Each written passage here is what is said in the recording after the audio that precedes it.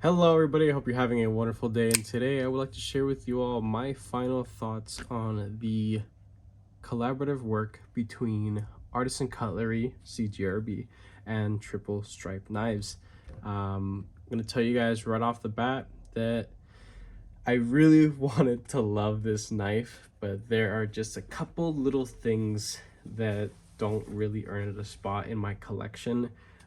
If I was made of money and I had the funds and didn't really have the urge to buy other things, this would stay. Honestly, there's a lot of good here, but there's a couple little things that just not having it, make the cut. So I'm going to talk about the good and the bad, of course.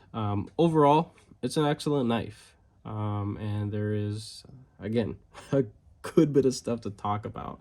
I'm going to go ahead and talk about pricing, what it is currently, what it used to be, how I got this thing. We're going to do some size comparisons. I have 6 typical size comparison knives that I use. I got 3 other knives that I want to bring forth to talk about. We'll take the weight and just wrap up. So this guy I actually got on the Kickstarter that was done by CGRB, and I think I got it for around 175, or I know it was a good bit under what it currently is. Not not a crap ton, not something to be busting doors down for in discount wise, but right now you can pick it up. It is available from what I can see here. During the recording of this video, there is a 25% I guess discount on this particular model. And for whatever reason, it says that you can pre-order it, but I know these were just available. So maybe they're doing another run and another batch of them. I could have sworn that these were ready to go and just pick up as is, but maybe they finally ran out. But it's a model that has honestly been doing really well for CGRB, and good for them, of course. They've been putting out a lot of cool stuff, working with cool people. So this is a model that's probably going to hang out for a little bit, so that's nice to see. There are 5 variations of this knife. Particularly, I wasn't the biggest fan of a lot of the colorways, and this is the one that I ended up going with. This was the one that I saw the most potential in customization wise. I thought for a second, if I really do like the knife when I get it, it's going to stay in the collection. I'll dye the micarta, anodize, do a different finish on the titanium, do a different finish on the blade, and I think it would be a pretty cool custom DIY knife. Of course, still a production knife, but I thought it would be pretty cool. It seems like a pretty unique shape and platform to do some work on. But with a couple little things that I've experienced over the use of this knife and the time that I've had it, yeah, I'm probably just gonna end up putting it on MAF sale. I still have all the original packaging, so if anybody's interested, let me know. I'm probably gonna put it up for like 150, so you can get it 150 basically brand new on MAF sale versus having to wait pre-order for 213.75. So let me know, it'll be over there. We're gonna do some size comparisons. We'll start off with some Spydercos. This is the beautiful Native 5, and the boa is just a hair longer, not by much. It's basically on point with the Native 5 overall. So, a compact knife. And this is the PM2. One thing I want to mention, having this knife up here, I don't say this often, and you will hardly ever hear me say this, because I like smaller and more compact knives, at least for everyday carry. I think this design would have been a whole lot better if it was blown up just a little bit more. Maybe the size of the PM2 even. I think that would have been pretty freaking sick. I don't know what the typical size of the full customs are. They're possibly, they vary, within half an inch of each other. Again, I don't know too much about the customs because I'm not on the market for them. This is the full-size Doug Ritter RSK. The Wee Praxis. Now, if it was the size of either of these knives, in height and overall length, that would have been a big statement piece knife, that's for sure, having a good bit of flair in the overall silhouette of the knife. But if it was maybe a little shorter than the PM2 and some of these guys. I think that would be pretty cool. And then last two are the Civivi Vision FG, which is a little bit longer, and the Civivi Elementum, which is shorter. I'm betting that's because of the blade shape, but yeah, you know, the Elementum's probably just shorter overall, whether you have the Wharncliffe or the drop point. So there's that. Let's take the weight on this guy. I finally got my scale nice and cleaned up. Looks so shiny. 3 ounces, 3.1. Nothing that's really going to bother anybody. So, and that weight is going to fluctuate based off of which version you get. There is a full tie with jigging all through the surface, I believe, on both sides. That one could weigh a little bit more because this one has all the milling to accommodate for the contoured micarta scales. There is nothing inside, of course, because having to accommodate for that scale. Now, let's talk about some of the, I guess, visual finishes. So you have here a satin below and then kind of a sand polish over. To me, it's not really impressive. It is still just a satin. I hate satins, but that is just a personal preference thing. All the hardware seems to just be standard polished. All the titanium is a bead blast, and if you look real closely, my camera probably can't pick it up too well, but there is some ultra micro milling on it, which is, you know, nice to appreciate. You have here triple stripe logo and upside down, sorry, artisan cutlery there. Don't mind it, could have been without, but there's that. You do have you know, disengagement with a typical it's not an inset liner lock, it's just a regular liner, but it's almost feeling like a frame lock. You just have the micarta scale acting as a over travel stop in a sense. You do have the knife running on ceramic ball bearings, a hardened steel insert, and ceramic detent ball, so it is ultra smooth. Contoured, as I mentioned already, I think. And one of the cool things about this is that it's T8 all over the place, including the one screw for the clip, which is awesome. I don't know why, but it seems like Artisan Cutlery and CGRB just kind of pick and choose whenever the hell they want to, you know, put all T8 construction on their knives. I think they should just completely do without, you know, the T6, just trash them all, burn them, smelt them all, and just use T8s because it makes taking it apart a whole lot easier, and you're less likely to strip even if you have fresh Torx bits. So that's something that's really nice.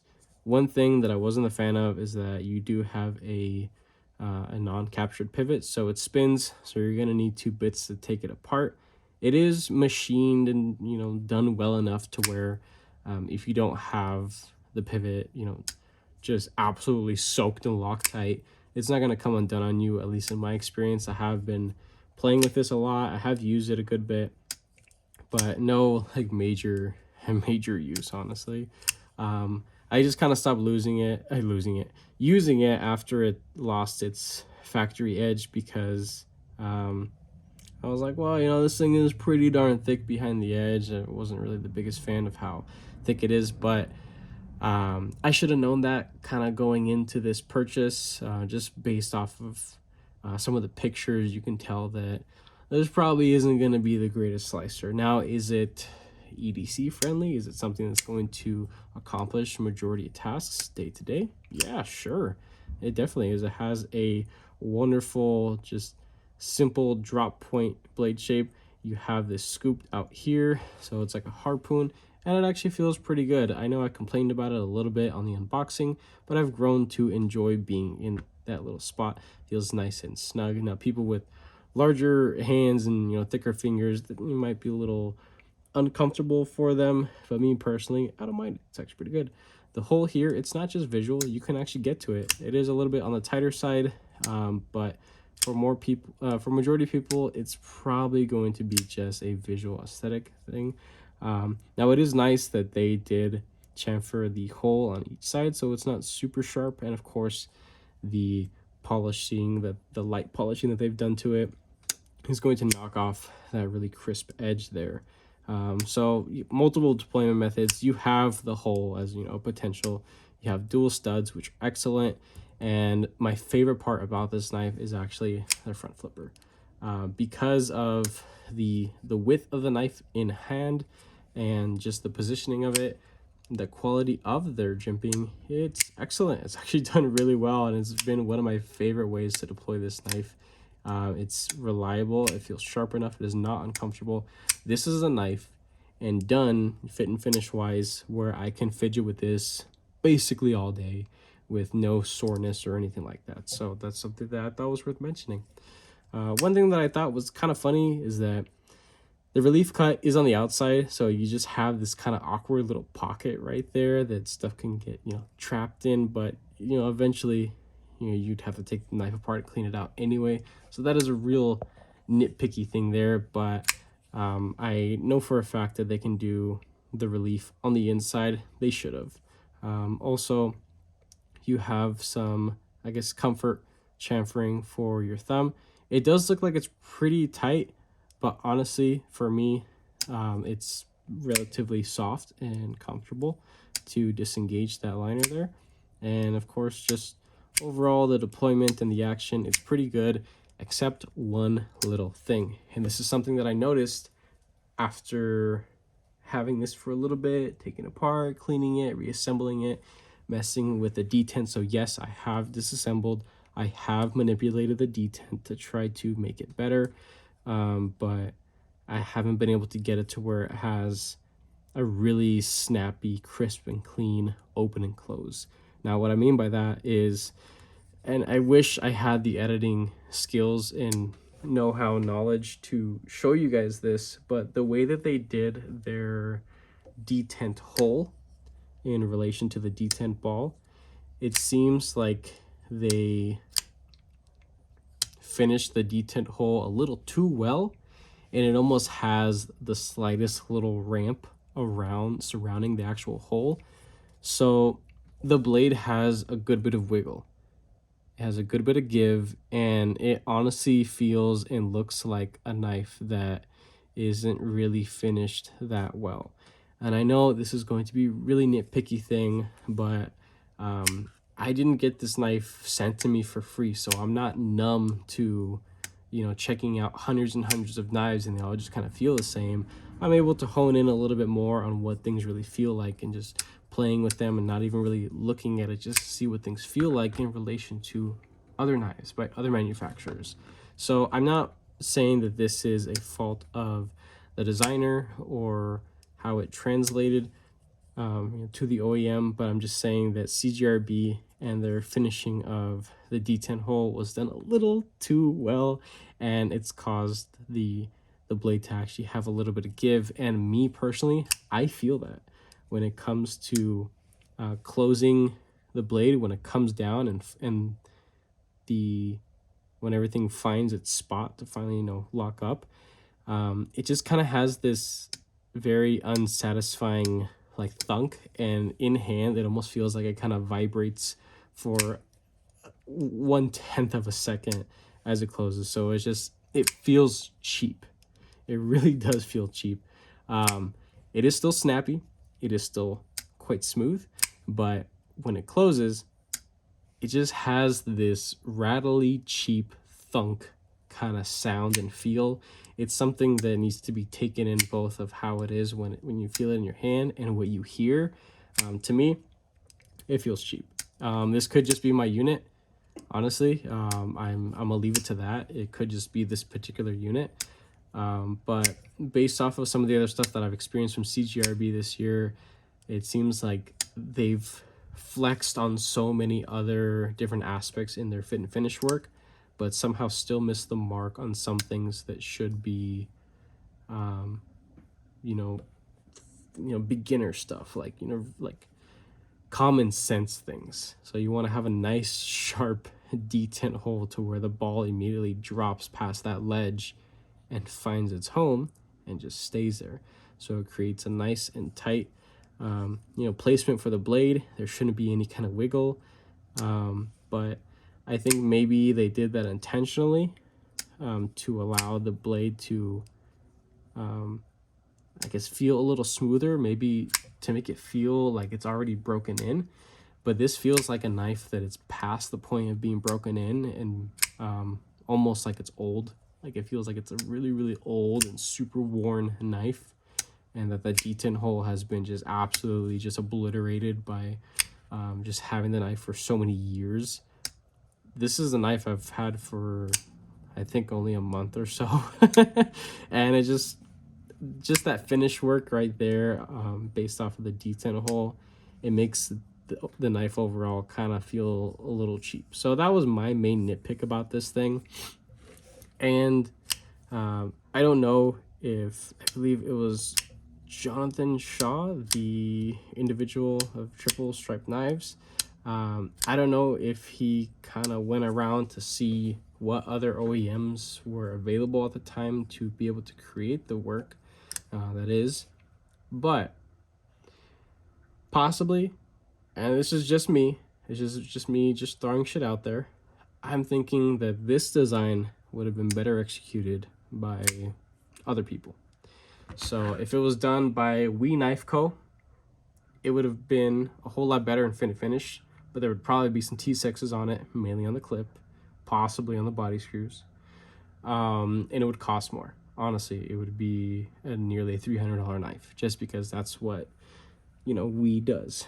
But they probably would have done thinner stock, and they probably would have been able to put a hollow grind, which should have been done on this. This is flat, and it cuts like shit, honestly, after it loses its edge. Most knives are able to go through material for a longer period of time based off of simple things like how thin the knife is overall and how thin it is behind the edge. But this is thicker stock, it's a short blade, and it's it's thick behind the edge. It's a thick knife and it's pretty thick out to the tip too, but that's not really a big deal. But there's a lot of knife designs that work really well even after they've kind of lost that super sharp, acute, bite to their actual edge. So I'm thinking that if, Tucson probably could have done it better. But Tucson is a weird brand to talk about because it's either, within this community, I've noticed there are people that love Tucson and there are people that hate Tucson. I enjoy and have enjoyed many Tucson models. One thing that I've noticed is that they bring absolute value, and their fit and finish, for at least the stuff that I've checked out, it's pretty good, but I've heard some bad things and I've seen bad things. One thing I will say all across the board is that Tucson is incapable of making thin stock and thin behind the edge. So if a robust blade is really what you want it to go for, Tucson, they're your people, that's for sure.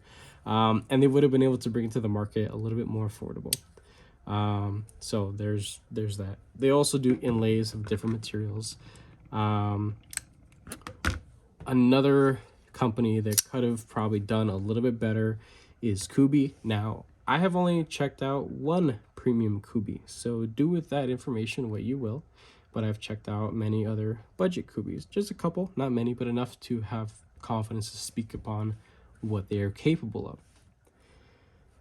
This right here, this is a 14C28N blade. This is, I believe, S35VN. So, yeah. I would still rather have something like this than something like this, because the fit and finish, the way this looks, the way it feels, the materials that they use here are absolutely excellent. And it's T8s all for the body and the pivot. You have a captured pivot, which is cool. But you have T6s for the pocket clip. A lot of people give that a pass. For the sake of this video, I'm gonna give it a pass, but it's something worth noting. I think Kubi would have been able to bring this design to life at a more affordable price point and finish better. Another company that I'm not too sure if they do OEM work, but I'm pretty sure they have at one point, is Migron. And Migron is a company that is on the smaller side in comparison to CGRB and Artisan Cutlery from what I know and from what I've experienced. But their execution of stuff is beautiful. It's absolutely excellent. So you have the contour and the titanium. They can do that. They can do the hardened steel insert. They can do the frame lock with nice relief cuts. They can do a lot of good work, and they use all T8s, which is nice. It makes it really easy to take apart. A captured pivot as well. Their stock is kind of about the same, honestly, and thickness behind the edge. It could be a little thinner, but honestly, I'm pretty sure that Migron would have been able to bring this to market a little bit more affordable. They may not have just been able to keep up with the demand. So that's one thing. And that's pretty much it. There isn't much else that I can really talk about. Yeah, I'm gonna sell this, and hopefully whoever is interested in it is happy with it. But for me, just those couple little things, knowing what Artisan Cutlery and CGRB can do, and the fact that they missed the mark on a couple of these things, and just kind of some stuff that I would think, and I know a lot of people wish would have happened. This being flat ground should have been a hollow, right, to help with cutting and actual use. This is a smaller, compact knife. You want to be able to get the most use out of it. This isn't something that was brought to market based on the idea of a small, robust, just compact tank of a knife. That wasn't the idea. It was supposed to be a interesting custom collaborative work with a young designer that makes beautiful work, and should have been executed a whole lot better. And I think that they missed the mark on a couple things, and that's just me. I know a lot of people have enjoyed this and they love the model as is, but I think that this deserves a larger version possibly. And by bringing a larger version of this to market, a lot more people would want it, because people like big knives. And you know what? If this came to market in a larger version, you'd probably see it on this channel as well, because there's a lot of good here. And I talked about a lot of good. The design overall, it's excellent. It's a really good looking, unique design without looking too out of this world, honestly. So it looks good when it's closed, looks good when it's open, feels great in hand. It's good in use for the most part, but there leaves a lot to be desired, at least for me. Like I said, there are some things that I would think would be a no-brainer.